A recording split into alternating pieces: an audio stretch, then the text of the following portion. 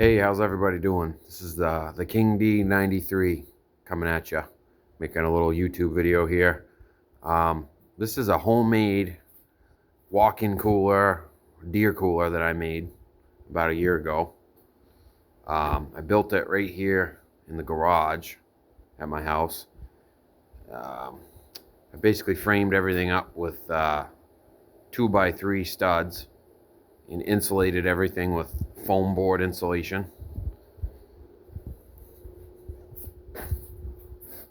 On the top, the sides, the door in the front is insulated.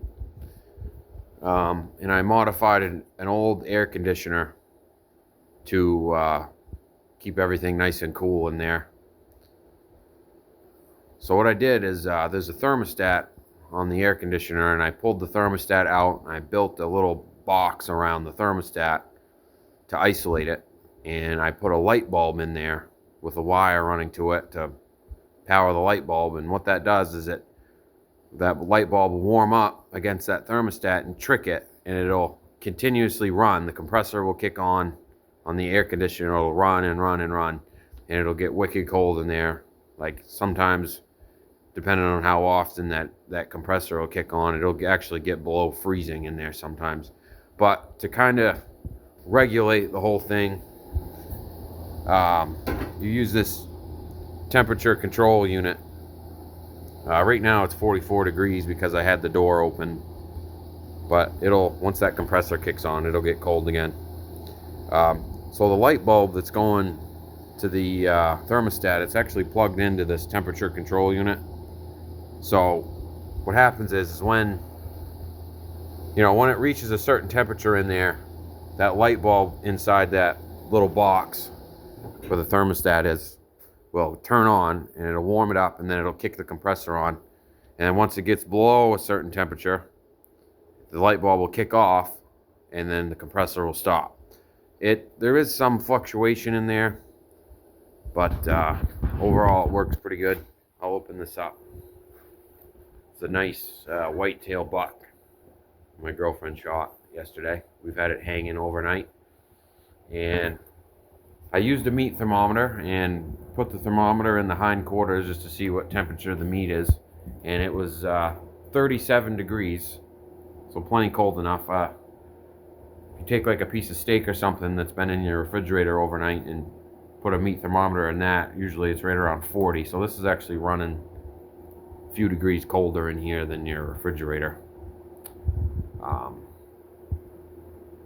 Yeah, it works pretty good. There's the AC unit. Then next to it on the side is kind of a homemade insulated box to isolate that thermostat, because that's kind of the key to this whole thing, to get this compressor on this to run and get everything nice and cold in here. I don't know, I just woke up a little while ago, so I'm kind of got some brain fog right now, but once I get some coffee in me, we're gonna start cutting up this meat. Yeah, nice whitetail buck, little spike horn. They're about 120 pounds. He'll be good eating. We're gonna get as much meat off him as we can. I got a vacuum sealer, meat grinder, and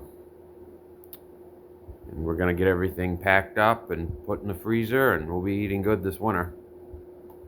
So just wanted to give some people some ideas.